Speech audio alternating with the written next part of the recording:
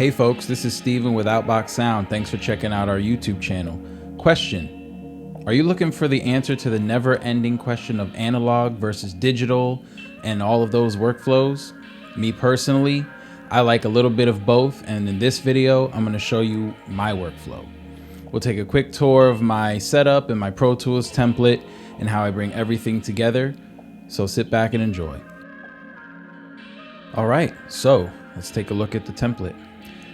So from the top down, you see we have folders created. We have lead vocal, BGV, drums, high percussion, low percussion, bass, guitars, main instruments, aux instruments, synths, strings, horns, and effects. So basically, all of these represent my outputs that are right here. Okay, so these outputs are what is going out to my summing mixers, and those summing mixers then get returned back into the session. Okay, so these here are my VCAs. I use these to control different things: backgrounds, lead vocals, drums, percussions, etc. So I can control the entire group. If I need a little bit less drums in a section, I just pull this down, or I can do it up here at the drums, overall output, but I usually leave those at 0 and then use these to manipulate the tracks themselves because they feed the drum bus or the BGVs, etc. Those are just mainly here, literally only to go, out to my summing boxes. Okay, so after everything goes out, it comes back in on my 3 A to D converters. I have an Interstellar, a Dangerous AD Plus, and a Lynx AD. So basically, the Lynx interfaces that I use, I send out 32 channels, and then I can bring back 2 channels here for mix C. So I have 3 mix buses, if you will, and those are split out to come back into these A to D converters. So these 3 A to D converters then blend into my mix sum, which is basically summing these 3 channels. And then I have a mix crush bus that I'll use sometimes, with this compressor and an EQ. I might shape how the mix is, blending back with the sum. And then those things flow into my master channel or my master bus right here. And I have a VU meter here that I use to just, check the levels and see how things are hitting. And then I also then go into my analog chain, which I'll explain in a second. And then I have this EQ here, which is just kind of, to do minor moves. Say I want to, cut 180 by a dB in the entire mix. I'll do that here. It's just very light. Rarely do I use this. It's just here as a safety in case, everything gets a little too, much build up in one area. Then I have the Gullfoss. This I use exclusively for the mid-range, and I'll come in and basically I'll adjust the recover and the tame.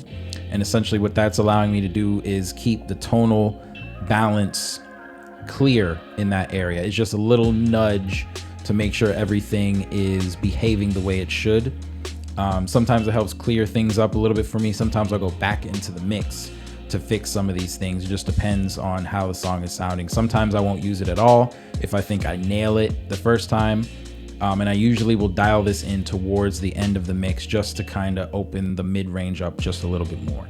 And finally, everybody's favorite new tool that everybody's talking about is the God particle.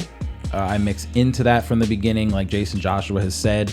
You just come in and set it on 100, just leave everything flat and mix into it. And when you do that, you take it in and out and you will hear the difference. This is also behaving as my master limiter.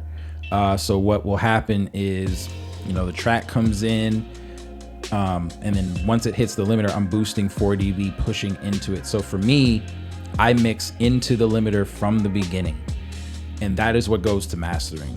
Okay.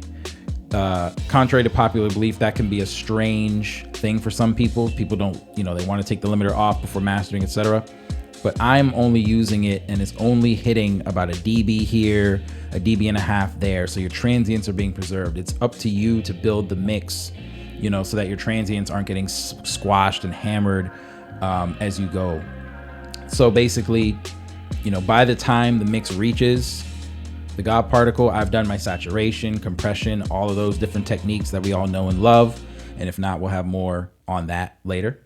But basically, I'm only doing a dB here and there just to kind of tuck everything in and keep it nice and tight. So that's kind of what the idea is there. And so by the time my mix goes out for review or even out for actual mastering, it'll be hitting around -10, -11 LUFS, sometimes -9 if the song isn't, you know, too bass heavy and there's not as much distortion and things like that. That really makes a difference because the clients can just pop it in their car. It's already fairly competitive. And then mastering, the engineer doesn't have to do too much. All they have to do is go in, maybe EQ, do some spectral balancing or whatever, little compression here or there, and just kind of eke out another dB or two of loudness, send it off, and you're good. We typically don't go above like -8, sometimes -7 if we're feeling bold, depending on what the genre is. Justin has some tutorials coming out on his side soon. He'll probably be talking about some of the EDM dance stuff that he's been working on, and he's gotten that stuff super loud. God Particle is one of the tools that can help you do that. So back to the template. Once we import our files, I basically will utilize my Stream Deck here to organize and color code, and I have shortcuts set up so I can basically come in, go to recall track presets. I go to my sends, or rather, sorry, the OBS Sigma channel here, and or my Neve 5059 routing. I use both.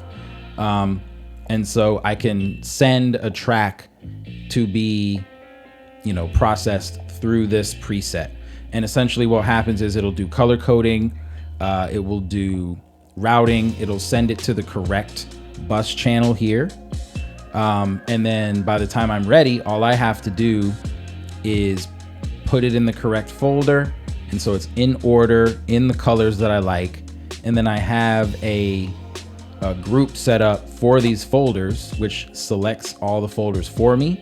And then I could just delete the folders, and then all I'm left with is the clean audio tracks, and then I'm good. So as we go through, let's go to the bottom here. I have some dummy buses set up. My Bricasti hardware reverb, I have that permanently set up on this channel.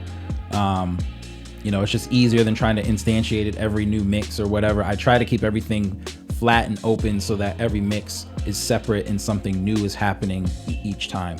But I will create generic, you know, like a reverb channel or delay channel, parallel processing channel, and it's just labeled FX 1, 2, 3, 4, 5, 6 through 8. And then I can change those to whatever I want to suit that particular mix. It's just an extra step that saves me, and I don't have to spend too much time on it. So I just go in, you know, drag the reverb to whatever channel I want it near, maybe change the color if I feel like it, and then I'm good to go. So I will open up a session here to show you how it's actually set up and how everything is laid out. And this will be the session that we use for future tutorials. It's a gospel Christian CCM song by a good friend of mine, Adonis. We worked on this project probably 4 years ago or so, but I felt like remixing it and resurrecting it, and then along the way using that to show you different ways to process different things: kick drums, drum bus all together, guitars, keys, anything, you name it. So I'm gonna switch over to that session and let's take a look at that.